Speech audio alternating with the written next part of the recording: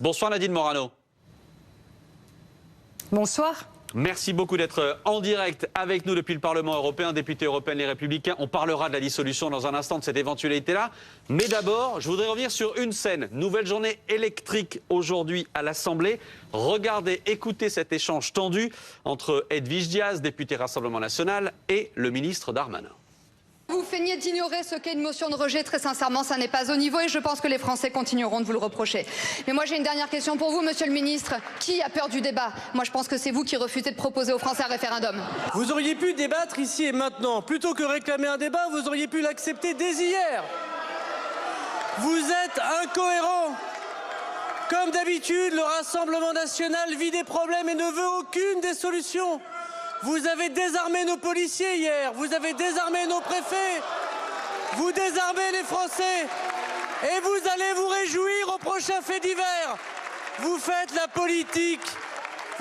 politique du déni et vous faites malheureusement la politique du pire. Parce que ce qui vous intéresse, c'est la France qui ne réussit pas. Nadine Morano, c'est aussi à vous qu'il s'adresse, Gérald Darmanin, quand il dit tout ça, notamment quand vous désarmez les policiers, vous désarmez les préfets, vous désarmez les Français. Bon, vous êtes gonflé de dire des choses pareilles. Pardon, mais vous savez très bien que nous avons beaucoup travaillé au titre du Sénat sur ce projet de loi. Nous avons apporté beaucoup d'amendements. Ce texte a été adopté au Sénat. Le groupe parlementaire majoritaire, les Républicains au Sénat, ont donc fait leur travail. Ce texte est arrivé à l'Assemblée nationale et vous le savez, vous connaissez la procédure parlementaire. À la commission des lois de l'Assemblée nationale, tout ce qui a été amené comme élément de fermeté dans ce texte, qui était un texte insuffisant pour nous, parce que c'était un texte sans la fermeté nécessaire qu'attendent les Français pour maîtriser l'immigration. Eh bien, le texte du Sénat a été totalement piétiné à la commission des lois. Donc nous avons fait notre travail de parlementaire à la fois au Sénat et à l'Assemblée nationale. N'allez pas chercher de crise là où il n'y en a pas, ou des propos là où il n'y en a pas. En fait, le vrai problème, c'est que Gérald Darmanin n'a pas proposé à l'Assemblée nationale un texte à la hauteur des enjeux. Les Français, 80% des Français ne veulent plus, dans un sondage qui a été fait par une chaîne concurrente à la vôtre, ne veulent plus d'une immigration telle qu'on a à ce niveau-là. Donc le texte que prévoyait M. Darmanin est un texte avec qui inscrit dans le principe de la loi une régularisation massive des clandestins. Donc c'est une ligne rouge pour nous. Donc, mais est-ce que vous pouvez encore travailler? Est-ce que vous pouvez encore travailler avec Gérald Darmanin? On a l'impression que ces dernières heures, on a encore franchi un cap dans la détestation entre votre camp, les Républicains, et le ministre de l'Intérieur.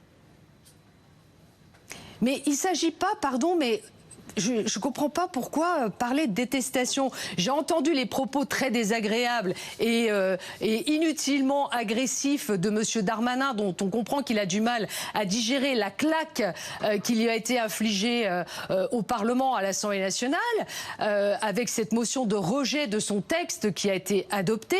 Mais nous avons travaillé.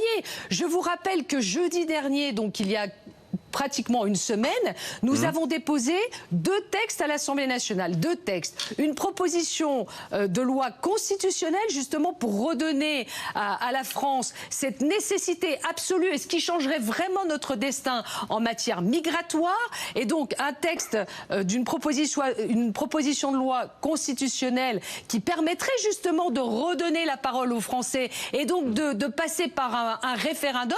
J'entends pas le président de la République être favorable à cette solution, ni même Gérald Darmanin. Deuxième texte que nous avons proposé à l'Assemblée nationale en discussion, c'est une proposition de résolution pour dénoncer l'accord franco-algérien qui n'a plus raison d'être aujourd'hui et qui permet aux Algériens de venir en France avec un principe dérogatoire au droit commun en matière migratoire. Mais pardon, je reviens à cette détestation, Nadine Morano. Bien sûr. Quand on entend Olivier Marleix dire que... Non, il n'y a pas de détestation de notre part. Attendez, je vous donne un exemple. Quand on entend Olivier Marleix, donc le patron des députés Les Républicains, dire que Gérald Darmanin, je le cite, fait le tapin pour récupérer des voix. C'est pas de la détestation, ça. Je l'ai pas entendu dire cette phrase. C'est pas une détestation. C'est peut-être un constat dans la manière de procéder. Vous avez bien vu encore tout à l'heure, avant que j'arrive à l'antenne, j'ai entendu la plainte qui a été déposée par Gérald Darmanin parce qu'un appel aurait été passé par un député qui n'était pas le bon, qui devait être des Républicains, mais qui en fait a été un député socialiste. Il y a une erreur de monnaie. Mais c'est du grand guignol, Place Beauvau aujourd'hui. C'est du grand guignol et c'est pas une question de détestation. C'est un constat sur sa méthode qui échoue et sur son bilan qui est pitoyable et pathétique aux yeux des Français. Donc la question migratoire n'est pas résolue et c'est le cœur du débat aujourd'hui en fait. Il ne s'agit pas d'une crise politique, c'est qu'est-ce qu'on fait pour répondre à l'attente des Français qui veulent que nous maîtrisions l'immigration et qui ne supportent plus de cette immigration illégale. Qu'est-ce qu'on fait concrètement et qu'est-ce qu'on fait en mettant en place des dispositifs législatifs qui marchent? On va en parler, Nadine Morano, on va rentrer dans le détail. Mais je voudrais entendre aussi ceux qui m'entourent. Je reviens à vous dans une seconde. Christophe Barbier, Nadine Morano va quand même de dire pitoyable, grand guignol pour ce qui se passait Place Beauvau. C'est quoi le problème entre les Républicains et Gérald Darmanin? Je crois qu'il y a 3 problèmes. Il y a un problème ancien qui est la trahison de 2017. Il est parti avec armes et bagages dans l'aventure de la Macronie. Il en a hérité de postes prestigieux, le budget, l'intérieur. Et évidemment, il ne sera pas pardonné ni aujourd'hui ni demain par ses anciens camarades. Deuxièmement, il y a une contestation de sa méthode. Il y a une irritation face à sa méthode. Et en effet, il caresse le matin, il gifle le soir, il promet, il menace, il fait un peu feu de tout bois en faisant un peu de la politique par le bas sur ces sujets à l'ancienne.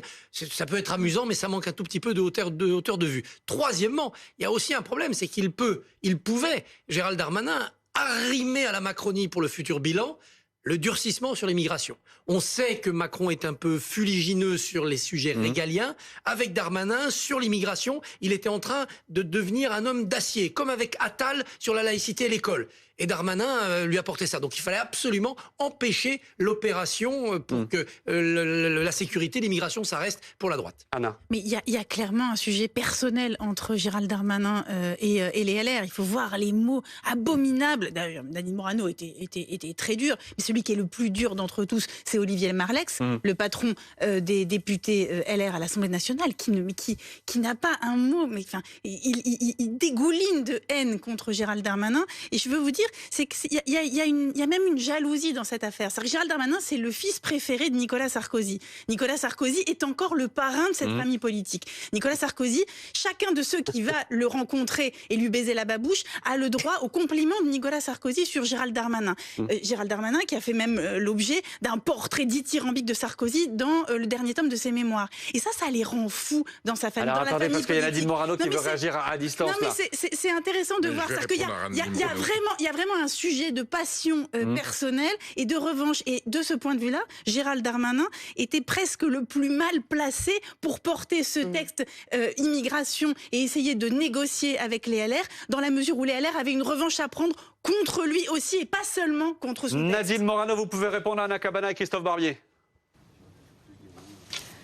Non, pardon, mais franchement, vous faites fausse route. Hein, pardon, mais bon, c'est son choix. Il a voulu rejoindre la Macronie, se renier, changer de famille politique. Ça le regarde. Moi, ce qui m'intéresse en tant qu'élu, c'est ce que nous pouvons apporter aux Français.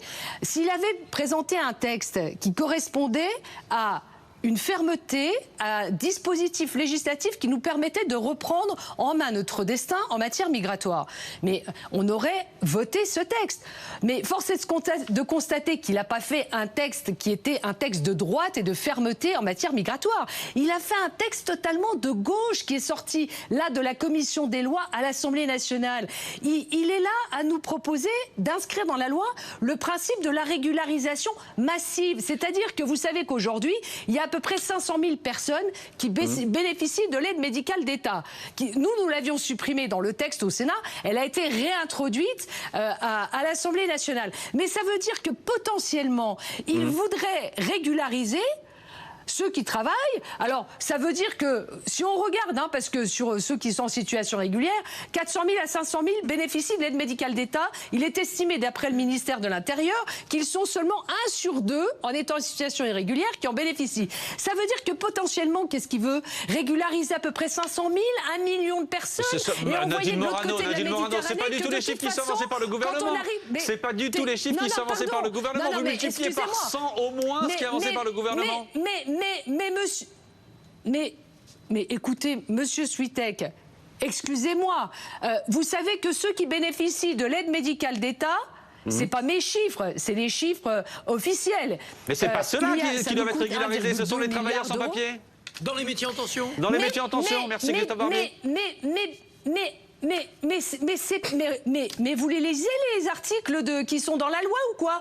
Sur le temps de présence dans le pays où vous pouvez travailler de manière illégale. Déjà, on se demande comment on peut travailler de manière illégale déjà. Rien que ça, avec les services de l'État, s'ils faisaient leur travail, à mettre en place des dispositifs qui empêcheraient quelqu'un qui n'a pas de papier à pouvoir travailler, on n'aurait même pas besoin de passer par la loi. Vous voyez? Donc là, potentiellement, vous avez sur le territoire français... Non mais, pardon, je peux finir ma phrase? Allez-y, finissez ensuite Pierre Colégas. Potentiellement, non mais vous avez potentiellement, donc, puisqu'il y a 400 000 personnes qui sont en situation irrégulière, qui bénéficient de l'AME, je veux dire qu'il y a un potentiel de régularisation parce que ces gens-là, est-ce qu'ils travaillent? Est-ce qu'ils vont travailler demain et pendant 2-3 ans à rester planqués et après à se dire, bah oui, ça fait 3 ans que je suis sur le territoire, maintenant je pourrais être régularisé? Et de l'autre côté de la Méditerranée, ils parlent avec un haut-parleur, ils disent, venez, de toute façon, vous êtes en situation illégale, mais plusieurs années après, vous pourrez être régularisé. Arrivé par bateau complet. C'est ça le texte de Gérald Darmanin. C'est un appel à l'immigration illégale, mais comme jamais. Alors attendez, Nadine Morano, il faut que tout le monde puisse parler. Il faut que tout le monde puisse parler, y compris sur ce plateau. Juste une remarque. On avait Jean-François Copé hier sur ce plateau, qui est dans votre famille politique, et qui disait que jamais, en 40 ans, la droite n'avait voté un texte aussi ferme sur l'immigration. Je referme cette parenthèse et je passe la parole à Perico Légas. Madame Morano, je ne vous inculpe pas personnellement, mais enfin, votre parti a été celui, quand il était au pouvoir, il a été longtemps, en différentes étapes, qui a totalement ouvert les portes de la France à une immigration non considérée. C'est faux. Totalement, il faut l'assumer. Et alors, en termes de trahison, les deux grandes trahisons de la Ve République, c'est Jacques Chirac en 1974, qui laisse tomber Jacques Chaban-Delmas pour faire élire Valéry Giscard d'Estaing, et encore plus beau, Nicolas Sarkozy, qui, malgré ses promesses, laisse tomber Jacques Chirac pour rejoindre Édouard Balladur parce qu'il pensait qu'il allait gagner. Donc ne donnez pas de leçon de trahison à Gérald Darmanin, qui s'est comporté dans cette affaire avec beaucoup de courage. Il porte une loi que vous auriez pu porter vous-même quand vous étiez aux affaires et que vous n'avez pas osé faire. Non. Donc le vrai gaulliste ce soir et le vrai RPR, c'est Gérald Darmanin, c'est pas vous en tout cas qui avez laissé ce parti par terre. Nadine Morano. Oh non! Alors là, il est gonflé, lui. Ah non, mais, pardon, Oui, mais, c'est mon métier. mais franchement, vous êtes gonflé. Qui est-ce qui parle, là? C'est le conseiller régional qui est élu sur une liste Modem, là, qui s'exprime, monsieur Perico, non, c'est bon, ça? Perico Légas. Je suis sans étiquette, Perico Légas? Oui, non, mais je suis sans étiquette. Vous Vous êtes sans pouvez étiquette? regarder. Vous êtes conseiller régional élu sur quoi? Ouais, enfin bon, que les gens le sachent quand même. Bon, moi, c'est pas écoutez, tout ça, ça m'intéresse pas. C'est de la politique aérie. Moi, ce que je veux, c'est qu'on mette un terme à l'immigration illégale. Je suis allée au Danemark travailler sur cette question migratoire. J'ai vu comment ils arrivent à réduire l'immigration illégale. Je suis allée sur l'île de Lampedusa et à BFM, vous êtes bien placés pour le savoir. Donc, je sais exactement ce à quoi notre continent est contraint au niveau européen et ce que la France subit et ce que les Français ne veulent plus. Donc ce qu'ils veulent, c'est une efficacité. Le texte présenté par Gérald Darmanin, tel que sorti de la commission des lois après 2 semaines d'examen à l'Assemblée nationale, a complètement piétiné le travail des sénateurs. Donc chez les Républicains, c'est simple, c'est le texte sorti du Sénat ou rien. Donc il s'est pris une motion de rejet avec le texte sorti de la commission des lois.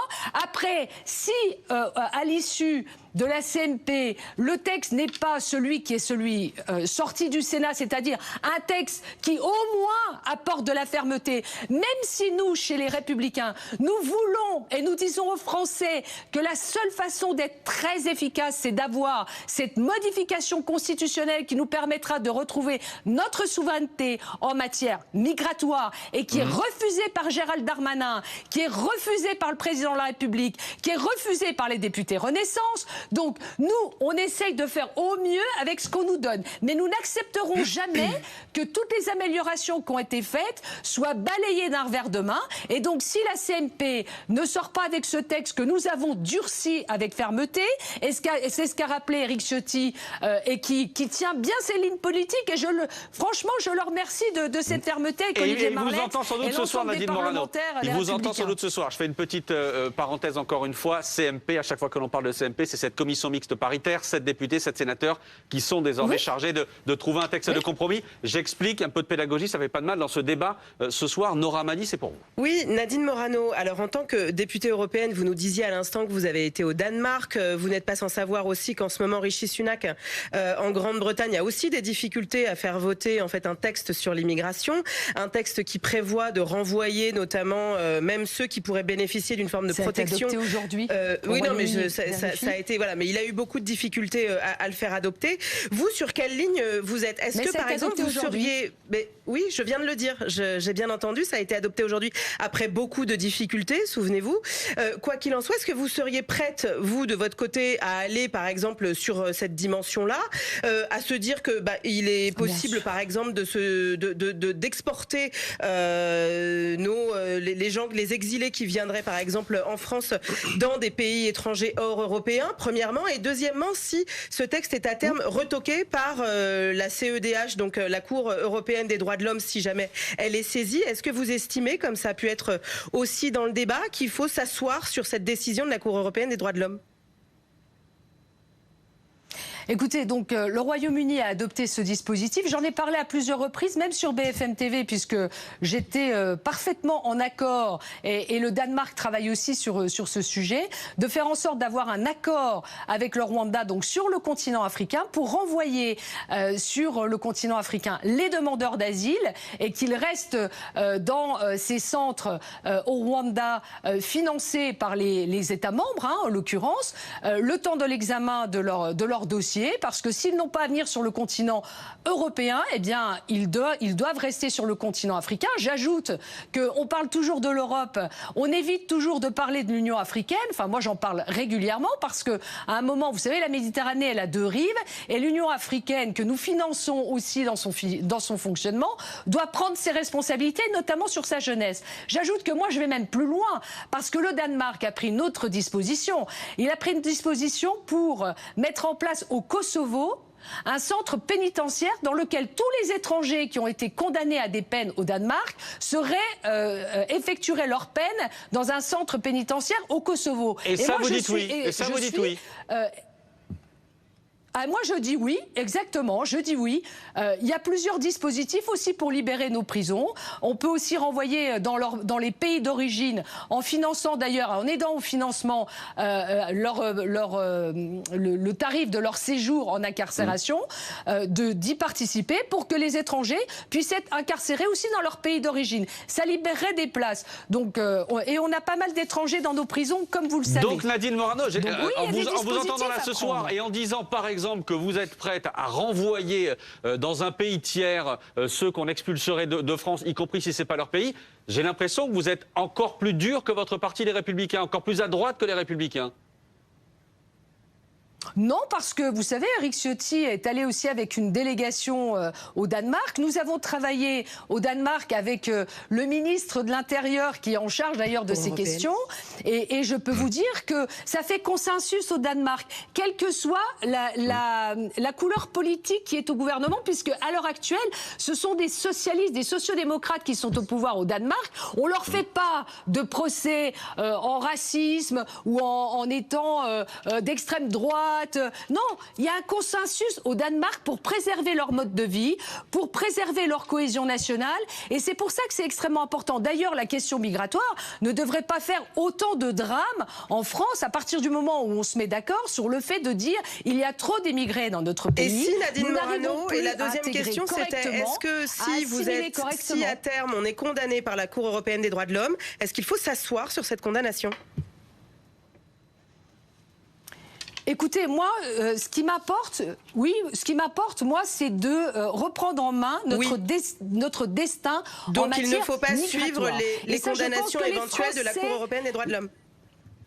Non mais, écoutez, ça c'est comme quand on nous dit, vous savez, il faut renvoyer les bateaux qui arrivent en Méditerranée vers le port le plus sûr ou le plus proche. Moi j'étais sur le bateau des gardes-côtes italiens, j'ai filmé les radars sur ces bateaux, j'ai vu une embarcation avec 42 personnes dessus qui était à 50 km de Sfax, et quand j'ai demandé aux gardes-côtes italiens comment est-ce qu'ils faisaient avec les autorités tunisiennes pour que ce bateau reparte vers le port le plus sûr, à savoir Sfax, eh ben figurez-vous que c'est difficile, hein, parce qu'en fait, ça ne répond pas de l'autre côté. Eh bien, à un moment, c'est pas les Européens qui doivent subir ça. Donc, il faudra mettre aussi toutes ces questions sur la table, parce que les Européens et les Français ne supportent plus qu'on entre par effraction sur leur territoire, chez eux, sans qu'ils y soient invités, autorisés, et qu'en plus, quand ils sont en situation clandestine, eh bien, on leur donne une prime à la clandestinité, puisqu'on leur dit, c'est pas grave, vous êtes là depuis quelques années, vous travaillez au noir, hein, vous travaillez de manière illégale. D'ailleurs, on se demande encore une fois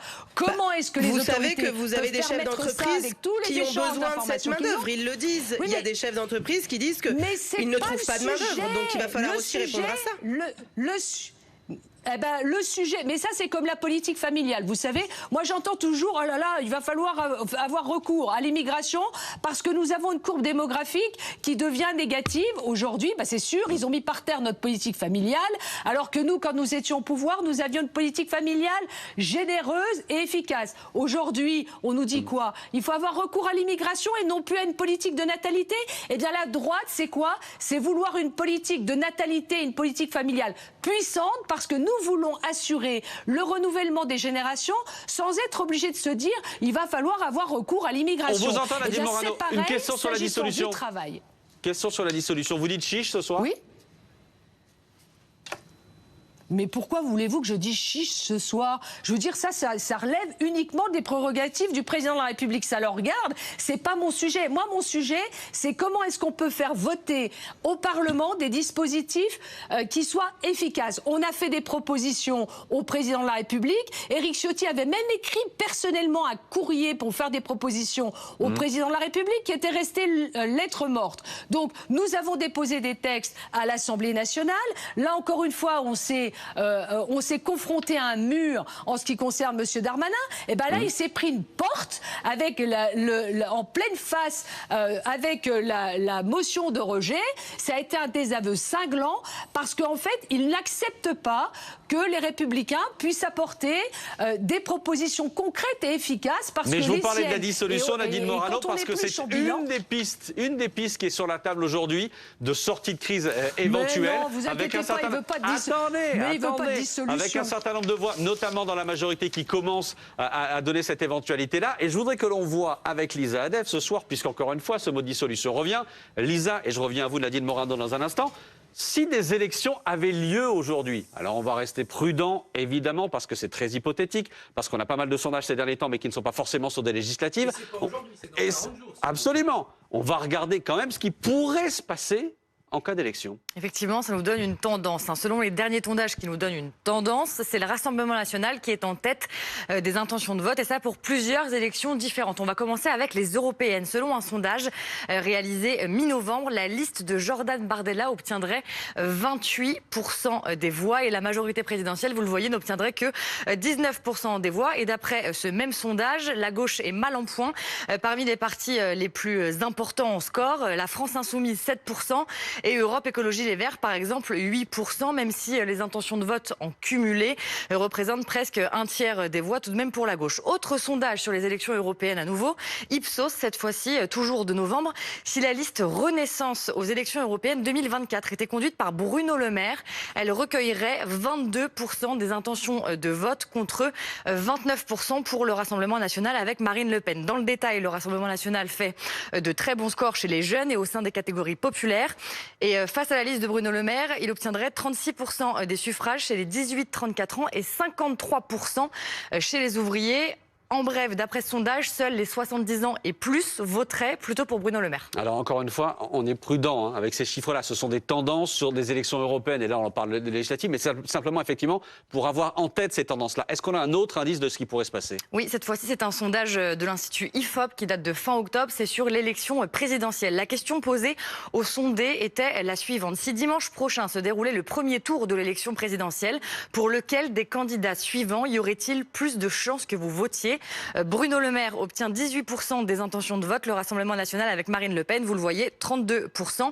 Quand le candidat est Gérald Darmanin, il a 16% et le Rassemblement national 33%. Et enfin, quand c'est Gabriel Attal face à Marine Le Pen, ça donne 19% des voix contre 33%. Et pour conclure et revenir sur le sujet spécifique de la dissolution, si les élections législatives avaient lieu demain, que voteraient les Français? On a une réponse, celle de Bernard Sananès, président de l'Institut de sondage Elab. Écoutez. C'est évidemment impossible à prédire. On a des indications qui nous disent que le Rassemblement national pourrait sortir renforcé d'un tel scrutin. Les sondages faits par exemple sur des hypothèses de vote présidentielles ou des hypothèses de vote européennes montrent que le potentiel électoral du Rassemblement national est aujourd'hui plus proche de 30% que de 25%, qui étaient à peu près ses scores précédents. Deuxièmement, les thèmes que défend le Rassemblement national, le pouvoir d'achat, l'immigration, c'est là où Marine Le Pen est jugée la plus crédible. Et puis troisièmement, le Rassemblement national a progressé en implantation territoriale. Il faut rappeler qu'il a multiplié par 10 son nombre de députés aux dernières législatives. Vous l'avez compris, personne n'a de boule de cristal, pas de chiffres, mais à nouveau, c'est une tendance. Oui, ça donne une tendance. Et la tendance, c'est que ce serait très risqué pour les Républicains. Merci Lisa Alef. Nadine Morano, ce serait très risqué pour les Républicains? Franchement, c'est pas très crédible, pardon, mais vous nous proposez des sondages du mois de novembre pour parler de potentielles élections législatives, d'une potentielle dissolution. Et moi, je vous dis que, de toute façon, s'il y avait dissolution, ne vous inquiétez pas, les Républicains sont prêts. On a un parti très structuré, très représenté sur l'ensemble du territoire. Nous avons une force sénatoriale que n'ont pas, d'ailleurs, nos adversaires, puisque nous détenons la majorité sénatoriale. Le président du Sénat est membre des Républicains. Et donc, nous sommes très organisés. Mais le sujet n'est pas là. Enfin, vous voyez bien que les données que vous donnez ne sont pas crédibles. Mais moi, je ne crois pas du tout que le président de la République va utiliser la carte de la dissolution, parce que celui qui perdrait le plus de plumes dans cette opération, je pense que ça serait lui qui se retrouverait dans une situation très très délicate. Donc vous avez bien entendu que là, il a fait quelques déclarations au Conseil des ministres et la Première ministre est en mission pour recevoir les présidents de groupes parlementaires demain. Donc en fait, ils essayent de trouver des sorties. Moi, je crois que leur texte est mauvais. Bon, donc ils vont se retrouver à avoir, si ça se passe bien en CMP, le texte du Sénat, qui de toute façon ne sera pas accepté par la majorité relative de gauche. N'oublions pas que le rapporteur du texte à l'Assemblée nationale est un ancien socialiste. Donc on voit bien que ce texte est totalement de gauche. Et d'ailleurs, les régularisations massives, c'est dans l'ADN des socialistes. Reprenez l'histoire et vous verrez à quelle période, sous Mitterrand, sous Jospin, on a vécu des vagues de régularisation massive. Donc moi, je pense qu'ils vont être amenés à passer au 49.3 et puis on verra s'il n'y aura pas d'émotion de censure et on verra si ce gouvernement va tenir le choc. Moi, je pense qu'il est mal barré. Bon, ce sera le mot de la fin pour cette interview. Merci Nadine Morano. Je suis obligé de vous couper parce que le faisceau, comme on dit avec Strasbourg, s'arrête dans 50 secondes maintenant. Merci à vous en tout cas d'avoir été en direct avec nous.